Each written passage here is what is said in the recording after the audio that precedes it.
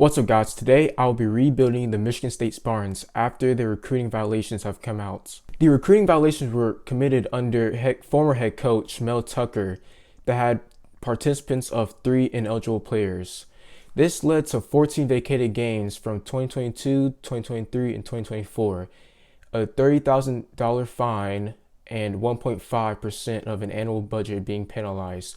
Restrictions on official and unofficial visits, recruiting communications, and off-campus recruiting. In the first 3 years of this rebuild, I can only have a maximum of 25 hours on each player, and I can only soft sell instead of hard sell, and I'll be removing 1 home game for each of these 3 seasons, and this will all end, this 3-year probation will end week 12 of 2028. I have put players on my board right now, and most of them have 25 hours, 5 hours, or no hours right now on my board.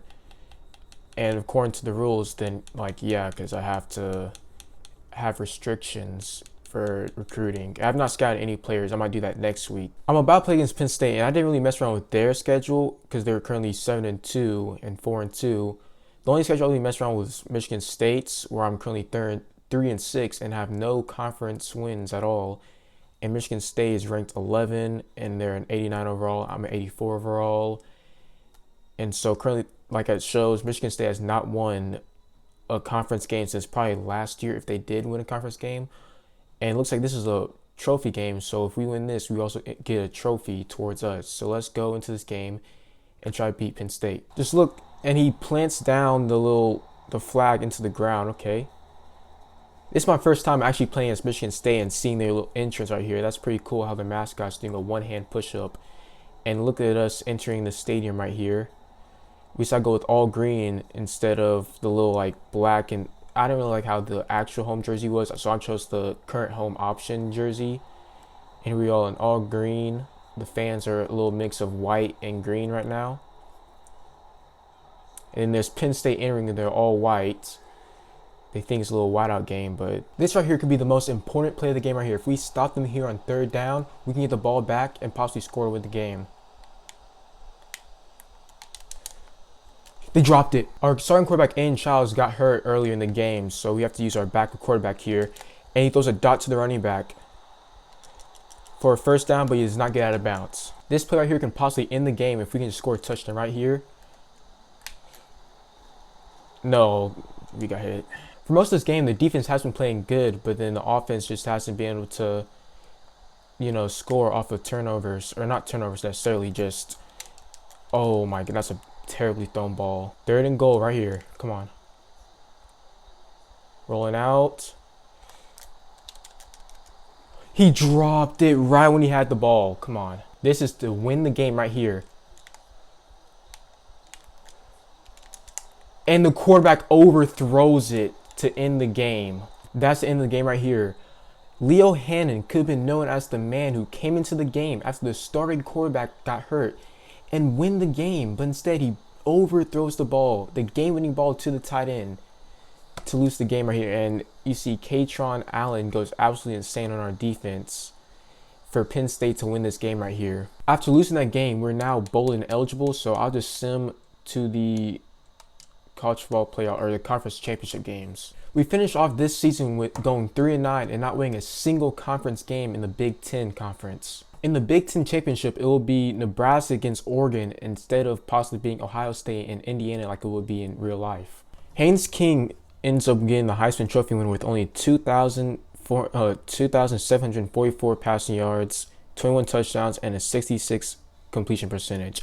I think he must have had a whole lot of rushing stats in order to get the Heisman Trophy, because 2,700 passing yards and only 21 touchdowns, it's not really Heisman Trophy winning stats unless you had good rushing stats. Oregon ends up beating Nebraska in the Big Ten Championship 35-28.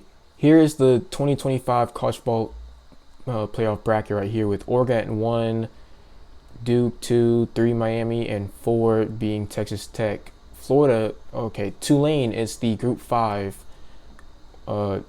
team to make it in, while Florida is the first team in. Michigan ends up beating Oregon in the national championship to become the 2025 national championships in this dynasty right here.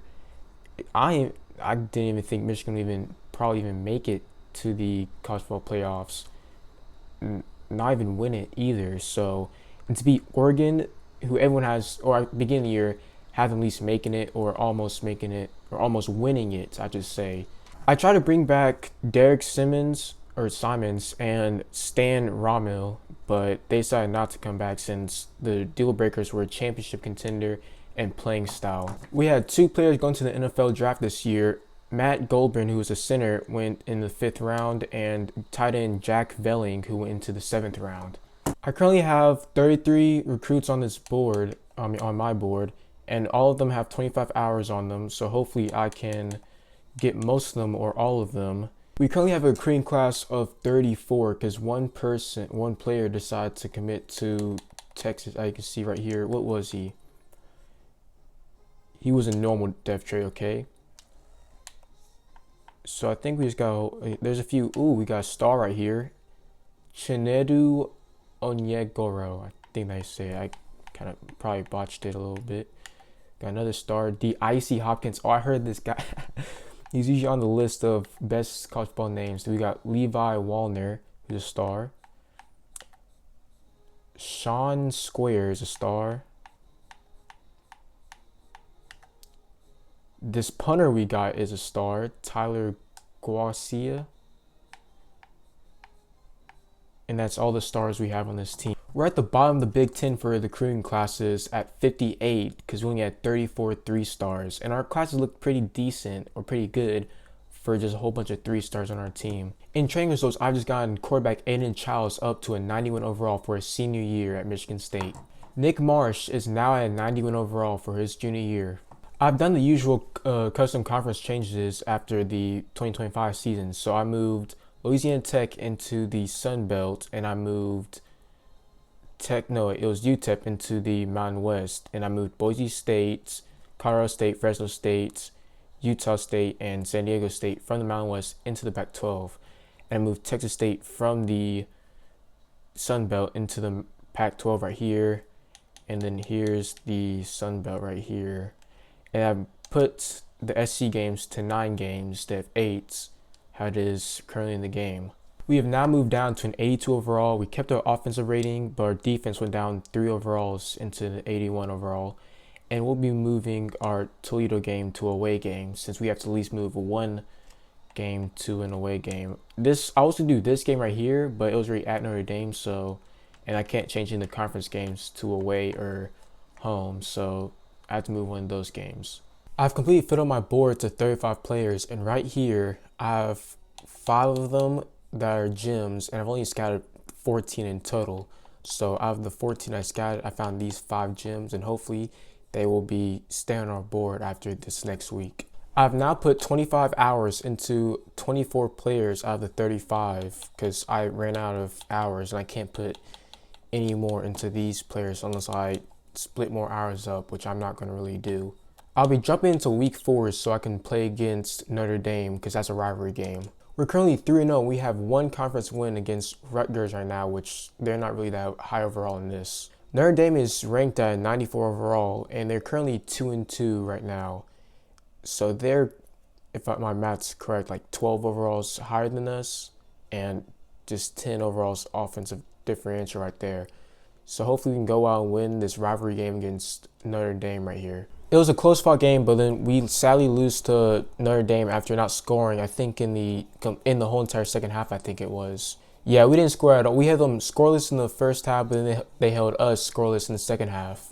I'll now be jumping ahead to week 10 where I'll play against Michigan. We're currently 5-3 and 3-2 in the Big Ten, and we're also 8th in the Big Ten. Chance Rucker got Big Ten Defensive Player of the Week against Northwestern with 2 interceptions, 1 tackle, and 2 deflections.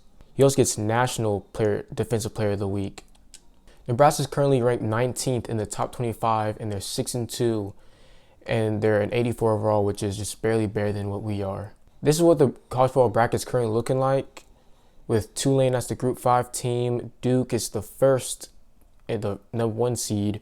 SC's 2, Oregon's 3, and Tennessee's 4. USC is currently at the top of the Big Ten, going at right now 6-0.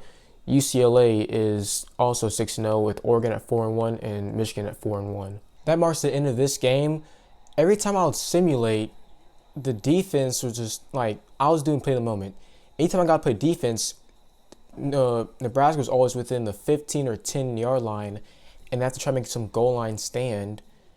And then anytime I score on offense, defense just allow some quick touchdown, and then it will let me go back on offense. It would just have offense completely simulate, and they just end up turning the ball over, punting, and just they didn't give me too many options to really play. And anytime I didn't play, this team looked terrible. And sometimes when I played, they look terrible too. So I'm not going to be simulating next week to play against Michigan. Michigan is currently 10 overalls better than us in every single category, and they're ranked number 4 in the country. So I have to go into their stadium and try to beat them here. We probably won't, but we'll try to keep the score close as best we can. We now just need a score here to bring the game to just 3 points.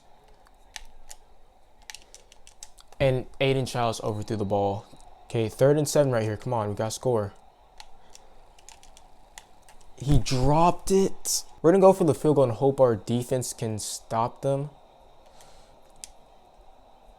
And I botched the kick. I completely just botched the kick.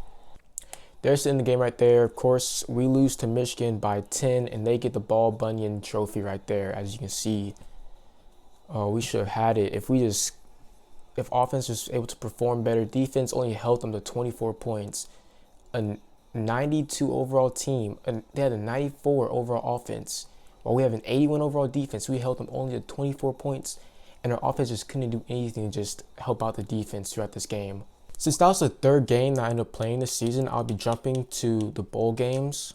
We end the season at 6-6, and we're also 4-5 in the Big Ten, finishing 11th. Zachariah Branch becomes the Heisman Trophy winner with 134 receptions and 1,948 yards and 19 touchdowns, almost reaching 2,000 yards. It turns out, even though we're bowl eligible, we were not selected to be in a bowl game this year. Michigan ends up winning the 2026 national championship. I think, didn't they win it last year against Oregon? I think they did. And they beat USC by 6. But we also see all over here, Georgia State ends up being Clemson, upsetting them 42-35. In the draft, we had Nick Marsh going in the 4th round. Aiden Childs went in the 6th round, and Christian McCray went into the 7th round. I think Aiden Childs should have probably gone to the 7th round. After that overthrow to lose the game, I feel like he should have probably been in the 7th round instead of the 6th. I've now set my board full of recruits that I want, and I put 25 hours on them, or if I didn't have enough hours, I went and just left them on empty, or 5 hours. All right, now it's National Signing Day, and we have a full class of 35. Normal. So we got a star left guard right here, who's a 3-star.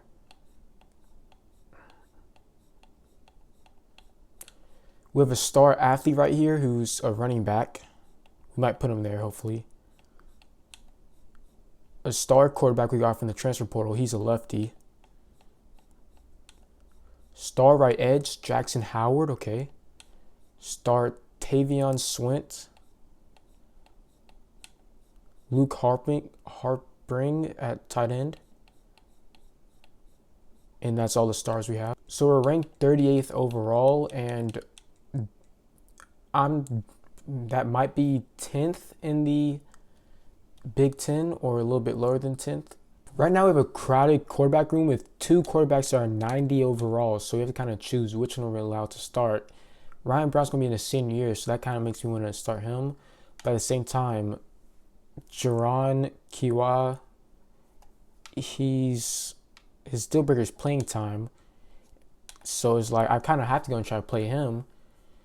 But if I use him in game, he's a lefty, and I'm not too great with lefties, I would say. I mean, I gotta just think the opposite of how I usually do with righties with lefties. So, I mean, I could probably be good with lefties. I just don't use them too much. Braylon Collier is up to a 90 overall right now, and he's only a sophomore, so we still have at least 2 other years with him, and he's a star development, and his deal breaker is a conference prestige. So all I gotta do is get his quickness up and his power up for the next few years, and he should be good. Now I'm at an 80 overall with an 81 offense and a 79 defense.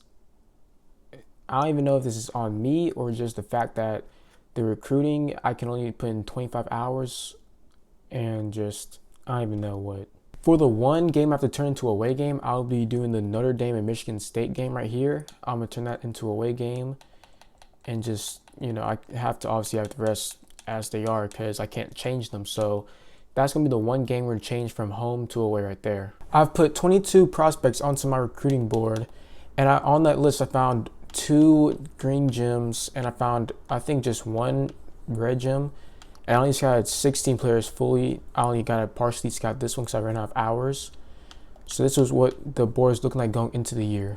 I'll be jumping ahead to week 6 to play against Washington. We're 2-2 and 1-0 in the Big Ten, and we're 7th place in Big Ten. It looks like we somehow lost to Nevada. They're currently 4-1, but I'm pretty sure they rated like a 50 overall when I checked. We beat Rutgers, obviously lost to Notre Dame, and we beat Central Michigan. That was surprisingly close game against Notre Dame, only losing by 7. I think they rated like a 96 this season. And we're going to be playing against Washington, who's 5-0. We'll be playing Washington, who's currently 5-0, and they're barely better than us, just by a little tad bit, just 1 overall. So we'll be hopping to that game in order to beat Washington right here. Like, see here, I'm starting at the 35 instead of the end zone, but it's partially because I just scored.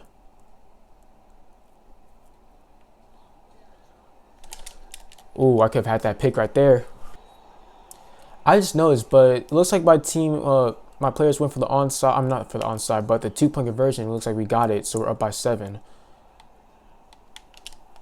Oh, come on. And we somehow just sold terribly. And I just sold the game terribly. Oh my goodness. I guess they had missed the field goal and now we have the ball back. Chuck the ball. He got it! Touchdown! Oh my goodness. How we just pull that off? Yo, greatest game winner of all time, all of college football right there. This is the thing that makes everyone love college football. The big moments like that play right there makes everyone in this country love college football, and even around the world.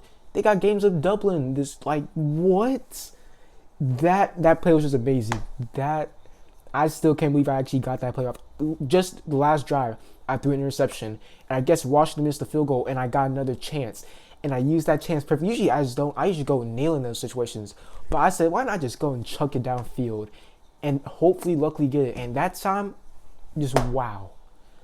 After that nail-biting game, we'll be simming to week 10 to play against, I think, Indiana. Okay, for this, so I meant to sim to week 9, which I just canceled and did right here. So I'm now going to play against Wisconsin week 9, and next week is week 10 where I'll play against Indiana. We can see that Penn State is right now in front of everyone in the Big Ten, with Ohio State right behind them in second place. Both of them undefeated. Ohio State must have beaten us because we played them week 8. After our game against Washington, we had beat Northwestern, but it looks like we lost to Ohio State 49-21. And now we'll be playing against Wisconsin, and next week we'll be playing against Indiana, and then we'll sim for the rest of the season. I'll now be playing against Wisconsin, which will be one of the teams that I'm actually surprisingly better than. Because recently, all the teams I've been playing against have been obviously better than Michigan State here, but Wisconsin's the only one that's not been better than Michigan State. I'm currently down by a touchdown. I have to do a game-winning drive once again right here. Okay, that's a good gain right here. Get our bounce. Titans left wide open. Come on, Harpering. They just love leaving Harpering wide open, honestly. Come on, we're going to get a touchdown on Harpering right here. Come on. And it was intercepted. I got a little too cocky there. Come on, we're going to blitz them right here on 3rd down. If we stop them, we can possibly have a chance to win. Oh, come on. You're right there. He could have. The ball just went complete over his head, and we have now lost to Wisconsin in a game that we should have won. Partly on me for goofing around on that game-winning drive because they kept leaving Harpering open. But I don't understand how that linebacker didn't just reach over his head to get the ball or just at least swat it. If he had swatted, time would have stopped. Would have been good, but it just sailed right over his head, and he just stood there and watched it go over. I'll be playing against Indiana in this once again close matchup where it's pretty evenly on the scale. I don't know how they're not also an 80, but it's just an estimate about a bunch of numbers probably. So we'll be hopping this game against Indiana. Hopefully we'll win this game, like I say, for every single game. Okay, we win against Indiana, which was a blowout, surprisingly. I'm just going to wait for y'all to see the score. If it will show the score at all. Well, it was 30-7, I'm pretty sure. And it didn't really feel like a close game. As soon as I hopped in, it just felt like I didn't even get that many passing yards my quarterback in order to win. It didn't feel like a fair game or a close game at all against Indiana. I'll get in, I'll dominate. I thought I was just joking around towards things like, yeah, they can't come back or do anything to me. So here's the final score here. Like I said, 30-7, and they didn't score until the third quarter. So it was like 20-0 and for the first half, and then we just kind of just, chill, relax towards the end of the game, just didn't do too much. I'll be simming to the end of the season. After simming, we finished 6-6. Once again, we were 5-4 in the Big Ten, and we finished 11th. Looks like while we're just not recruiting as great as the other teams, we're still being mediocre while not recruiting as great as other teams are. So that's how I basically summarize how this has been to this point. But we've been dropping overall every season, though. CJ Carr wins the Heisman Trophy winner award on LSU. Once again, even though we're bowl eligible, they do not put us in a bowl game. In the Big Ten Championship, Ohio State beats Penn State 45-40 to go on. I mean, both of them will most likely be in the college football playoffs, but Ohio State's number 1 seed now, so therefore they get a bye week. As you hear, North Texas is the Group 5 team that's in there. LSU is in there as the 9th seed. Ohio State's 1, Texas 2, North Carolina is 3. I don't know if they technically have Bill Belichick's, AI generated guy, like how back in the Patriots, they had Griffin Murphy. I kind of wish they had Griffin Murphy in College Football 26, bring over the legacy of Bill Belichick's AI into here. But Miami is the 4th seed. Oh, Boise, wait, no, they're part of the Pac-12 now, and I guess they're counting them as a Power 4 to now Power 5 team in the college ball playoffs. We have one person that's committed to us, actually, Pat Lemons at strong safety. He's an impact. All these other guys that didn't, this guy was a star and we couldn't get him. He was a 5-star. He was a 4-star. That was a star. And that was, oh wait, we have this guy who's an impact. And that's all. Miami beats Texas in the national championship. Miami beat LSU in the semifinals, and Texas beat Penn State. Number 1 seed Ohio State gets upset by LSU in the quarterfinals. Wow. Penn State upsets North Carolina in the quarterfinals there. Okay, so this is draft results right now, and it looks like Ryan Brown goes into the 3rd round. And keep in mind, I don't think we even play him at all for a senior or junior year. Ever since he transferred here, he didn't play a snap unless someone got hurt, which I probably didn't check or anything. But he goes in the 3rd round, and Braylon Collier goes in the 5th round. I just filled up my recruiting board to 32 recruits, or 31, because I already have 1 committed, and I just put everyone ready to 25 hours, as you can see here. So now I'm going to be simming. Now it is signing day, and I have gotten everyone but 1 player. This guy went to Georgia Tech. Let's see what he was. He was a normal dev trade, okay. So I have 29 players.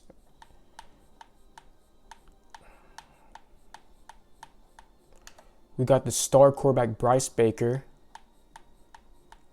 Star wide receiver Dante Brown. And we only have 2 stars in this class. We're right now 46th, and we had 28 3-stars and 1 2-star. And I'm guessing this is below top 10 in the Big Ten right here. We've now gotten our quarterback Jerome Kiwai to a 95 overall. Tavion Swint is now fully capped out at an 89 overall, and he's only a junior right now. After the training results, we are currently at an 80 overall with an 81 offense and 79 defense. All I say is, if I had to grade parts of my team, I'll give quarterback room like an A. I'll give the running backs like A minus or B plus. Wide receivers get like a B minus or flat out B. Tight ends get like a C plus maybe. O line in general is like a B or B minus. D line's like B plus possibly. Linebackers are like a C plus. My corners, I gave them an F. Is their best is like a 74, and then my free safety I give like a C plus or like a C minus through C plus, and then my strong safety I'll give like a C plus or a B minus. Here's the custom schedule, and I would have moved SMU to the away game, but let's have to do Western Michigan as the away game, and this will be my schedule. And this will be the final year where it's the 3 years where the recruiting restrictions are, and this will be my final year of doing this on this rebuild right here. Since I just want to see what it would be like to try to rebuild a team that has recruiting restrictions, and I have seen clearly it's going to be hard. I mean, it's probably going to be easier in real life because, I mean, the hours are basically everything recruiting, and I set it to a pretty low standard of 25, which is obviously best if you want to try to get 3 stars. You definitely can't get 5 stars or 4 stars from doing that. And then, you know, real life, I've only scheduled like 1 visit, and I was in the off season. It was like no one's doing it, and I'm like, let me try to get the lead. And I've only done 1 exactly. So I mean, I haven't really done. Maybe if I done visits, that would have helped out. But I mean, they don't have unlimited visits. I don't know how many certain visits they have, but it's like a limited amount.